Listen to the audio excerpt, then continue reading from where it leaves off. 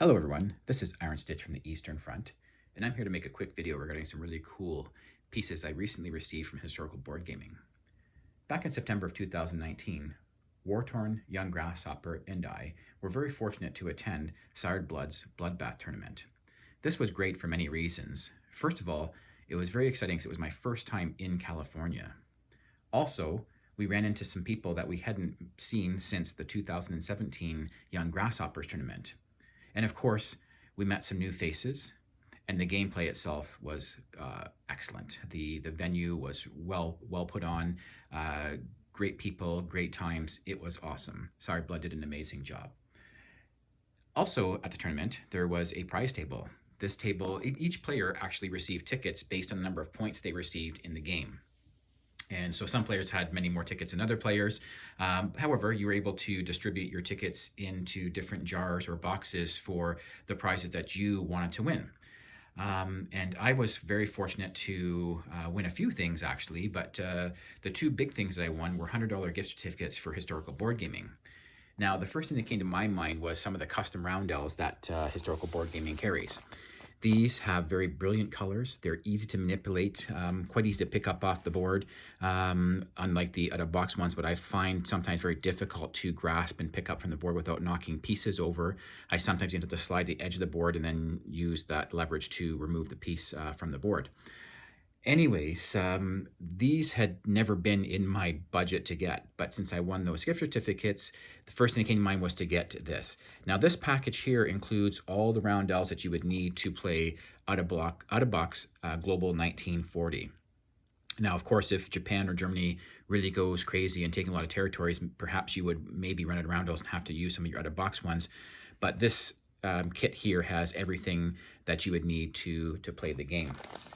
Also, I thought as I'm going through there were some other, I guess, non-required roundels that I thought would be great to get. So I grabbed these gray German ones here, which look like the classic ones, so I thought it'd be fun to get those. There are some of the Nazi swastikas. I know that may offend some people, but I did get them to have also the fascist symbol for Italy.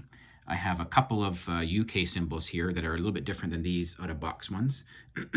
And I'm not sure if there's a difference between these as far as maybe just the dates when they were used, or maybe one's for Army, one's for Navy, one's for Air Force, perhaps. I don't honestly know. I also got these Australian ones. I saw these the first time at Sired Blood's tournament. I thought it'd be cool to have some of these instead of the Anzac ones that are used over here. And of course, I got some Canadian ones because A, I'm Canadian, and B, if playing Sired Blood's tournament rules or just his house rules, you need to have some Canada troops, and we use the Anzac units. Sometimes they come close together. It's nice to differentiate having the Canadian roundel there.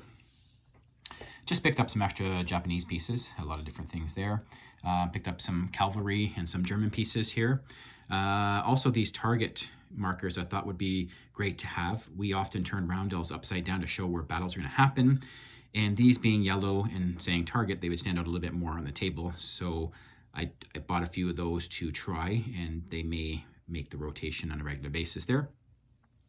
Picked up a few World War I pieces over here that I thought I might need. Also, I grabbed some air and naval bases. On our board here, we have the air and naval bases printed right on the board.